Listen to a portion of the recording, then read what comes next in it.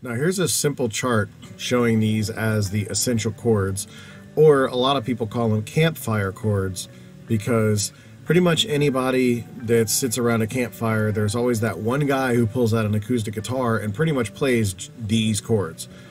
And they're the most basic chords that anybody starts learning when they play. And since a lot of chord charts are built around the assumption that you know what you're looking at, it's not necessarily labeled on everything, but I'm going to break that all down for you. So the first thing that you should notice about the chord chart is that if you look at the letter above the fretboard, if it's a standalone letter like C, A, G, or these other three down here, it is automatically assumed that that is a major chord.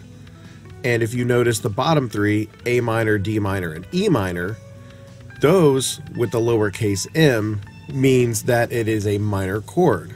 So that is how you distinguish between major and minor. To make it much less complicated, standalone letter is major, lowercase m is minor.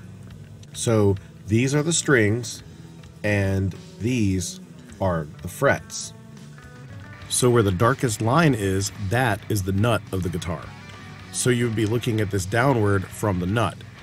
And above that would be the headstock, and at the bottom of the neck would be where the body is. So you're just basically looking at it from the nut down. So your string on the furthest left side would be your low E, and the string on the furthest right side would be your high E. So if I were to show a representation of the frets and strings, this is how they would be labeled. If you notice this X over here, that is telling you to not play that string. These two circles here are to indicate that these two strings are to be played open.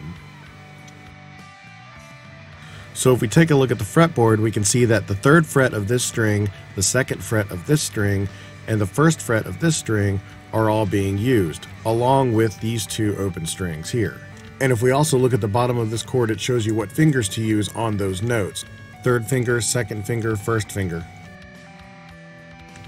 So all in all, this specific chord layout on this chart is telling you to mute your low E string, play the third fret with your third finger on your A string, play the second fret with your second finger on the D string, play the G string open, play your first finger on the first fret of your B string, and have your high E string open. So that is essentially what all that is telling you. Here's another chord chart that's a little more extensive. This one actually has the frets labeled on the left side, and instead of the finger placements being labeled on the bottom of the chord, they're actually placed inside of the fret notations on the fretboard. If we look at this D, for example, you will see that the E and the A strings are shown to be muted. So you're basically not going to play those strings. You see your D string is open. And then you notice that your first finger is placed on the second fret of the G string. Your third finger is placed on the third fret of the B string, and your second finger is placed on the second fret of your high E string. And this is another example I found called the Practical Guitar Chord Chart. This is obviously very complex and involves a lot more music theory, but it just shows you that there are a lot of different chords you can start with.